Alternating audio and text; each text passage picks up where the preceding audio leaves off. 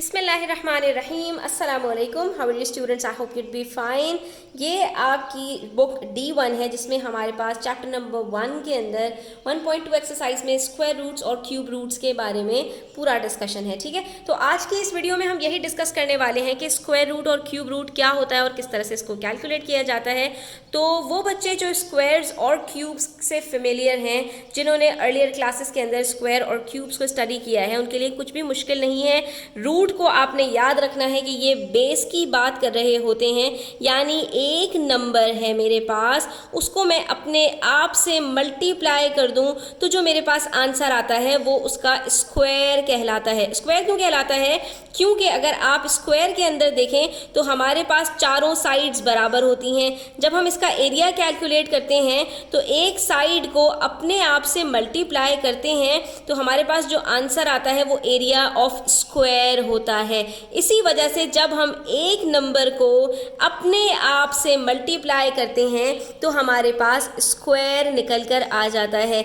लेकिन अगर हमें किसी भी नंबर का स्क्वायर पता हो, ठीक है, और हमसे पूछा जाए कि भाई हमें इसकी बेस बता दो कि ये किस नंबर का स्क्वायर है, यानी इसकी हमें रूट बता दो, तो इसको हम कहते हैं स्क्वायर रूट। तो आपको यहाँ पर क्या बात समझ में आई कि एक नंबर को जब अपने आप से मल्टीप्लाई करते हैं तो जो उसका प्रोडक्ट आता है उसको हम स्क्वायर कहते हैं। ठीक है, और अगर हमें किसी का स्क्वायर पता हो तो हमें उसका अगर रूट यानी बेस मालूम करना हो तो वही उसका स्क्वायर रूट कहलाता है। ठीक है, तो अब यहाँ पर अगर हमारे पास कुछ नंबर्स हम ले लें, जैसे कि यहाँ पर आप देख सकते हैं कि 0 का स्क्वायर क्या होता है? 0 होता है। 1 का स्क्वायर 1 होता है। 2 का स्क्वायर 4 होता है। ठीक है, क्यों? क्योंकि हम यहाँ पर क्या कर रहे होते हैं, नंबर को अपने आप से मल्टीप्लाई कर रहे होते हैं। 3 का स्क्वायर 9 होता है।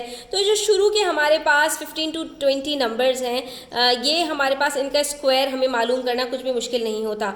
इसलिए अगर हमारे पास यहाँ पर 0 हो तो हम कहेंगे कि इसका रूट क्या होगा? इसका रूट 0 ही होगा। ठीक है, अगर हमारे पास 1 हो तो हम इसका रूट बता सकते हैं कि इसका रूट 1 होगा। इसी तरह से हमारे पास 4 हो तो हम इसका रूट बता सकते हैं कि 2 होगा। 9 हो तो हम बता सकते हैं कि ये 3 इसका जो है वो रूट होगा। इसी तरह से नेक्स्ट हमारे पास जो स्क्वायर है वो होता है 16, 4 का जो हमारे पास स्क्वायर होता है। इसी तरह से 25 5 का, 36 6 का, 49 7 का, 64 8 का, 81 9 का और 100 10 का हमारे पास ये सारे जो नंबर्स हैं ये हमारे पास परफेक्ट स्क्वायर्स कहलाते हैं।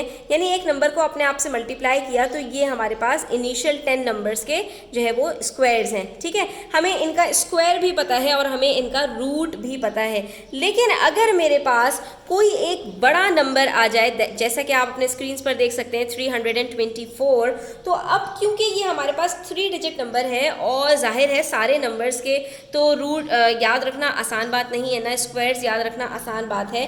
तो क्या कोई तरीका ऐसा है कि जिससे हम इसका रूट मालूम कर सकें? तो जी हाँ, बिल्कुल एक आसान तरीका है जिसको हम कहते हैं प्राइम फैक्टराइजेशन, और इसके तहत हम आराम से रूट मालूम कर सकते हैं। कैसे मालूम करेंगे? यहाँ पर हमने देखना है सबसे पहले कि क्या ये हमारे पास इवन नंबर है या ऑड नंबर है। तो हमने देखा कि भाई इसका लास्ट डिजिट हमारे पास इवन है तो इसका मतलब है कि इवन नंबर है। तो हम इसको स्टार्ट करेंगे 2 से डिवाइड करना। ठीक है, सबसे पहले हम इसको 2 से डिवाइड करेंगे तो 2 के टेबल में 3 नहीं आता, 2 1s are 2, 1 कैरी दिया 12, 2 6s are 12 और 2 2s are 4। अभी भी हमारे पास इवन नंबर आया तो हम यहाँ पर दोबारा 2 से इसको करेंगे। 2 के टेबल में 1 नहीं आता, 16 ले लिया, 2 8s are 16 और 2 1s are 2। अब हमारे पास आ गया ये 81। ठीक है, 81 हमारे पास क्या है कि ये अब 2 के टेबल में नहीं आ सकता, तो हम इसको नेक्स्ट जो हमारे पास प्राइम नंबर है उससे चेक करते हैं, दैट इज 3। तो 3 के टेबल में हम किस तरह से चेक करेंगे? अब आपको यहाँ पर डिविजिबिलिटी जो रूल्स हैं वो थोड़े से याद होने चाहिए।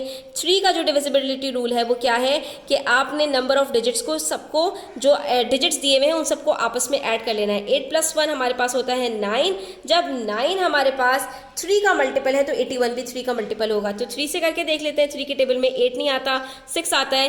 3 2 जार 6, 2 हमारे पास रिमाइंडर बचा तो ये बन गया 21, 3 7 जार 21। तो ये देखिए हमने इसको बगैर जो है वो डिवाइड किए हमने यहाँ पर मालूम कर लिया कि इसका क्या हमारे पास यहाँ पर क्वोशंट होगा। ठीक है, अब हमें पता है कि 3 के टेबल में 27 कब आता है, 3 9 जार 27, 3 3 जार 9, 3 1 जार 3 और ये हमारा यहाँ पर कंप्लीटली डिवाइड हो गया। अब हमें पता कैसे चलेगा कि ये हमारे पास परफेक्ट स्क्वायर है या नहीं, तो अब आपने यहाँ पर पेयर्स बनाना स्टार्ट करने हैं। 2 का पेयर बन रहा है, जी हाँ बन रहा है, 2 2s हैं हमारे पास। 3 का पेयर बन रहा है, बिल्कुल बन रहा है, एक पेयर और दूसरा भी हमारे पास 3 का पेयर। तो अगर यहाँ पर आपके पास जो नंबर्स आए हैं लेफ्ट हैंड साइड पर वो सारे पेयर्स बन जाएं तो आप समझ जाएं कि ये आपके पास एक परफेक्ट स्क्वायर है। ठीक है, यानी कि ये 324 हमारे पास एक परफेक्ट स्क्वायर है। किसका? अब पेयर्स को उठाकर हम मल्टीप्लाई करेंगे। 2 को लिखेंगे एक दफ़ा, फिर नेक्स्ट पेयर 3, फिर नेक्स्ट पेयर 3 और इनको जब हम मल्टीप्लाई करेंगे 2 3 जार 6, 6 3 जार 18, तो इसका मतलब है कि ये हमारे पास जो 324 है इसका जो रूट है वो हमारे पास 18 है। ठीक है, तो इस तरह से हमने ये मालूम कर लिया कि किस तरह से हम रूट निकाल सकते हैं। बिल्कुल इसी तरह से एक और एग्जाम्पल देखते हैं और हम इसको भी सॉल्व करने की कोशिश करते हैं। दैट इज़ 784, ये भी हमारे पास एक इवन नंबर है। ठीक है, अब इसका भी हम यहाँ पर रूट निकाल कर देखेंगे और पता कराएंगे कि इसका हमारे पास रूट क्या हो सकता है। ठीक है स्टूडेंट्स, अच्छा जी, अब ये हमारे पास 2 से स्टार्ट करते हैं। 2 3 जार 6, 1 कैरी दिया 18, 2 9 जार 18, 2 2 जार 4। अभी भी हमारे पास इवन नंबर आया, 2 से फिर से करेंगे। 2 1 जार 2, 1 कैरी दिया 19, 2 9 जार 18, 1 कैरी दिया 12, 2 6 जार 12। अभी भी हमारे पास इवन नंबर आया है तो फिर से 2 से करेंगे। 2 9 जार 18, 1 कैरी दिया 16 हो गया, 2 8 जार 16। फिर से 2 2 जार 4, ठीक है, सॉरी 2 4 जार 8, 1 कैरी दिया 18, 2 9 जार 18। अब हमारे पास आ गया 49। अब 49 हमें पता है कि 49 एक परफेक्ट स्क्वायर है 7 का, इसके अलावा किसी और नंबर में आता नहीं है, तो हम यहाँ पर सिंपल 7 लिखेंगे। 7 7 जार 49 और 7 1 जार 7। तो ये हमारा कंप्लीटली यहाँ पर डिवाइड हो चुका है। अब हमने पेयर्स बनाने हैं। ठीक है, तो पहला पेयर बनता है 2 का, उसके बाद नेक्स्ट पेयर भी 2 का और फिर नेक्स्ट पेयर हमारे पास बन रहा है 7 का। तो हम यहाँ पर इसको मल्टीप्लाई करके देखेंगे कि हमारे पास क्या प्रोडक्ट निकल रहा है। 2 2 जार 4, 4 7 जार हमारे पास आंसर आ रहा है 28। ठीक है, तो इसका मतलब है कि ये हमारे पास जो परफेक्ट स्क्वायर है वो 28 का परफेक्ट स्क्वायर है। तो ये आपने देखा यहाँ पर प्राइम फैक्टराइजेशन के जो है वो ज़रिए हम बड़ी आसानी से किसी भी नंबर का परफेक्ट स्क्वायर रूट निकाल सकते हैं। ठीक है, किसी भी नंबर का स्क्वायर रूट हम यहाँ से निकाल सकते हैं। किसका? जो कि एक परफेक्ट स्क्वायर हो। सिर्फ एक परफेक्ट स्क्वायर का हम इसके मेथड के ज़रिए स्क्वायर रूट कैलकुलेट कर सकते हैं। ये तो हो गई स्क्वायर रूट की बात। अब बात कर लेते हैं हम क्यूब रूट की स्टूडेंट्स। तो क्यूब हमारे पास स्क्वायर का जो डब्बा बन जाता है उसको हम कहते हैं क्यूब। का मतलब क्या होता है? एक ऐसी शेप आपके पास जिसकी 3 डायमेंशंस हो, 3 साइड्स हो, लेंथ हो, ब्रेथ हो और हाइट हो और तीनों बिल्कुल बराबर हो, तो उसको हम कहते हैं क्यूब। ठीक है, यानी कि अगर मेरे पास एक जो है वो क्यूब है जिसकी एज 2 है, तो इसका मेरे पास वॉल्यूम क्या निकलेगा? 2 मल्टीप्लाई बाय 2 मल्टीप्लाई बाय 2। यानी वहाँ पर स्क्वायर में हम अपने आप से एक दफ़ा मल्टीप्लाई करते थे, यहाँ पर अपने आप से हम 2 मरतबा मल्टीप्लाई करते हैं। तो जो हमारे पास आंसर आता है उसको हम कहते हैं परफेक्ट क्यूब। ठीक है, उसको हम क्या कहते हैं? Perfect cube. और क्यूब नंबर भी इसको कहते हैं। जैसा कि हमारे पास 0 का परफेक्ट क्यूब क्या होगा? 0 ही, क्योंकि 0 को इन्फिनिटी टाइम्स मल्टीप्लाई करते रहो, अपने आप से आंसर हमेशा 0 आएगा। इसी तरह से 1 का भी परफेक्ट क्यूब 1 ही रहेगा हमेशा, क्योंकि 1 को जितनी दफ़ा भी अपने आप से मल्टीप्लाई करो हमेशा आंसर 1 आएगा। तो इसका मतलब ये हुआ कि 0 का स्क्वायर भी 0 है और क्यूब भी 0 है, 1 का स्क्वायर भी 0 है और क्यूब भी 0 है। फ़र्क स्टार्ट होता है 2 से। 2 का स्क्वायर हमारे पास क्या था? 4, इसका क्यूब क्या है? 8। ठीक है, 3 का स्क्वायर हमारे पास क्या था? 9, इसका क्यूब क्या है? 27। इसी तरह से 4 का करके देख लेते हैं। 4 4 जार 16, 16 4 जार 64, यानी 64 परफेक्ट हमारे पास यहाँ पर क्यूब है। किसका? 4 का। इसी तरह से 5 का करके देख लेते हैं। 5 5 जार 25, 25 5 जार 125, तो 125 परफेक्ट क्यूब हो गया 5 का। तो अब जिस तरह से हमारे पास स्क्वायर किस तरह निकलता था, एक नंबर को अपने आप से मल्टीप्लाई करने से स्क्वायर आता था, और रूट निकालने के लिए हमने क्या करना पड़ता था, वापस जो हमारे पास ऑपोजिट वर्किंग होती है वो हम करते थे, रिवर्स वर्किंग। बिल्कुल इसी तरह से यहाँ पर भी हमने जो रूट है, जो बेस नंबर है, उसको कैलकुलेट करना है। अगर कोई बड़ा नंबर है तो किस तरह से, प्राइम फैक्टराइजेशन से ही उसको भी हमने कैलकुलेट करना है। अब देखिए यहाँ पर मेरे पास एक नंबर है 216, और मुझे पता लगाना है कि इसका मेरे पास परफेक्ट क्यूब रूट क्या होगा। तो हम कैसे मालूम करेंगे, बिल्कुल इसी तरह जिस तरह से प्राइम फैक्टराइजेशन होता है। ये हमारे पास इवन नंबर है, 2 से स्टार्ट करते हैं, 2 1 2, उसके बाद 16 है, 2 डिजिट्स एक साथ उठाते हैं तो हमेशा 0 1 लगाते हैं यहाँ पर, और 16 कब आता है, 2 8 16। अभी भी इवन नंबर आया, 2 से करेंगे, 2 5 10, 2 4 8। अभी भी इवन नंबर है, फिर भी 2 से करेंगे, 2 2 4, बचा 1 कैरी दिया, 14 हो गया, 2 7 14। अब हमारे पास ये आ गया ऑड नंबर 27। 3 की टेबल में आता है, 3 की टेबल से स्टार्ट करते हैं, 3 9 27, 3 3 9 और 3 1 3। अब जब स्क्वायर की बात आ रही थी स्टूडेंट्स, रूट निकालना था, तो वहाँ पर हम पेयर्स बना रहे थे। क्यों? क्योंकि वहाँ पर अपने आप से सिर्फ एक दफ़ा मल्टीप्लाई करना होता है।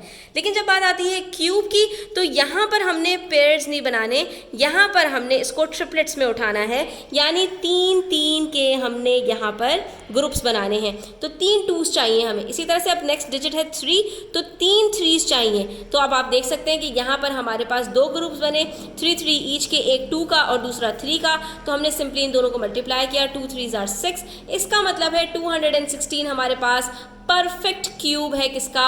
6 का परफेक्ट क्यूब है। ठीक है, अच्छा अब हम एक और नंबर यहाँ पर उठाते हैं और देखते हैं कि उसका भी हम किस तरह से कैलकुलेट करेंगे।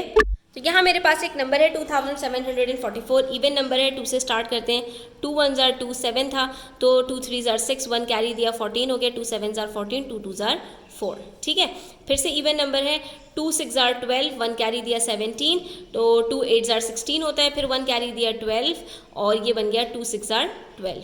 फिर से इवन नंबर है, 2 3 6, 2 4 8, 2 3 6। अब ये आ गया हमारे पास 343। तो अब ये हम देख सकते हैं कि अगर इन तीनों को प्लस करें तो आंसर आता है 10। इसका मतलब है कि ये 3 के टेबल में नहीं आ सकता। फिर हम चेक करेंगे कि नेक्स्ट हमारे पास जो 5 है, क्या उसके टेबल में आ सकता है? नहीं, लास्ट डिजिट 3 है, तो ये 5 के टेबल में भी नहीं आएगा। 7 के टेबल में चेक कर लेते हैं, 7 के टेबल में 343 आता है, तो यहाँ पर हम साइड में ज़रा चेक कर लेते हैं 7 के टेबल में क्या ये आएगा।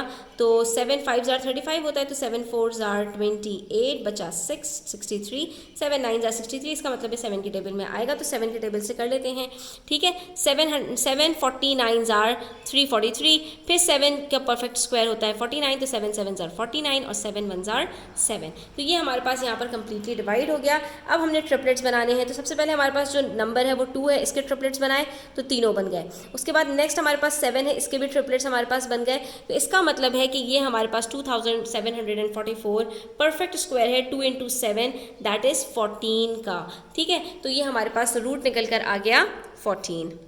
तो बच्चों आज के लिए इतना ही। इंशाल्लाह नेक्स्ट वीडियो में हम ये भी सीखेंगे कि अगर हमारे पास कोई नंबर परफेक्ट स्क्वायर या परफेक्ट क्यूब ना हो तो किस तरह से उसकी मेंटल एस्टिमेशन, यानी दिमाग में ही किस तरह से हम ये सोच सकते हैं कि इसका जो करीबी बिल्कुल क्लोज स्क्वायर या क्यूब होगा वो क्या होगा, या स्क्वायर रूट और क्यूब रूट क्या होगा। तो हम इसको किस तरह से फाइंड आउट करते हैं इंशाल्लाह नेक्स्ट वीडियो में आपके साथ डिस्कस करूँगी। आज के लिए इतना ही। वीडियो अच्छी लगी हो तो लाइक कीजिएगा, अपने फ्रेंड्स के साथ शेयर कीजिएगा, चैनल सब्सक्राइब नहीं किया तो सब्सक्राइब कर लीजिए। अपना ख्याल रखिएगा। अल्लाह हाफिज़।